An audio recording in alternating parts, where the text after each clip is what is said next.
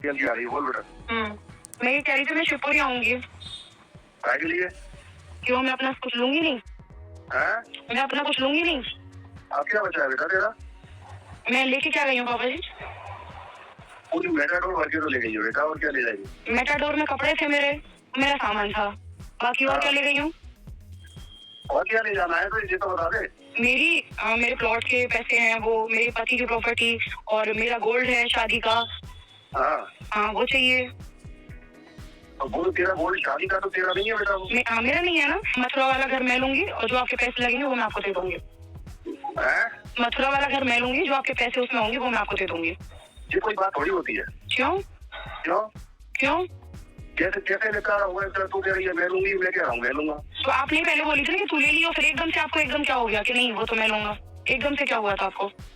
बेटा आदमी कभी पागलपन में कुछ भी बोल देता है ना। वो पागलपन पापा के में समझ नहीं आता कि वो पागलपन था या क्या था। पागलपन वाली तो उसमें कोई बात ही नहीं थी। आपके पास तो खुद घर है ना वहाँ पे। कहाँ पर? शिवपुरी में। वो आपका ही तो घर है, और किसका है? तूने भी तो ले लिया है ग्वालियर में। मैंने ग्वालियर में ले लिया कि रेंट पे? रेंट पे के ले लिया है मैंने, मेरा घर हो गया ये। रिकॉर्ड कर रही है कि नहीं ये सब बातें? हाँ, रिकॉर्ड कर रही हूँ, ऑन रिकॉर्डेड है पूरा। बोलो, आप अपनी पक्ष भी रखो, कोई चीज नहीं कटेगी। जैसा कि आप लोग सुन रहे हैं कि सपना ने अपने ससुराल में फ़ोन किया था और सपना ने ये बात खुद बताई थी कि हाँ, मैंने अपने ससुराल में फ़ोन किया था। लेकिन जब उस सपना ने अपने अधिकार की बात की तो उनके ससुर ने कहा बेटा तुम्हारा है ही क्या? जैसा कि आप लोगों ने रिकॉर्डिंग में सुना, मैंने आपको पहले सुनाया भी कि सपना के ससुर ने क्या-क्या कहा, क्या-क्या नहीं कहा।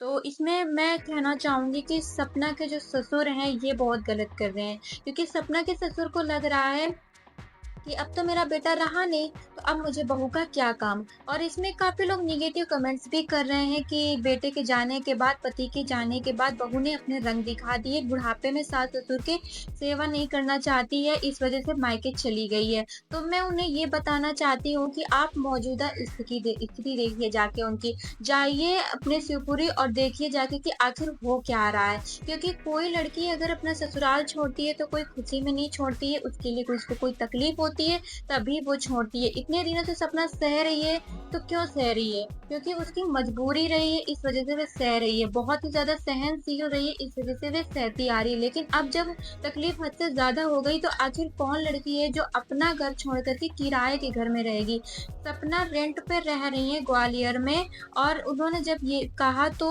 सास-ससुर ने उनके कहा कि बेटा तुमने घर तो ले लिया है, तो सपना ने ये भी बताया कि मैंने किराए पे घर लिया है, मैं शिवपुरी घर आऊँगी। तो कभी कहीं कुछ लोग ऐसे गंदे-गंदे कमेंट्स कर रहे हैं, तो ये अच्छी बात नहीं है। क्यों? और लोग ये कहते हैं कि बेटे के जाने के बाद तो सास-ससुर खुद चाहते हैं कि मेरा बेटा तो रहा नहीं, तो आखिर अब मुझे बहू का क्या काम?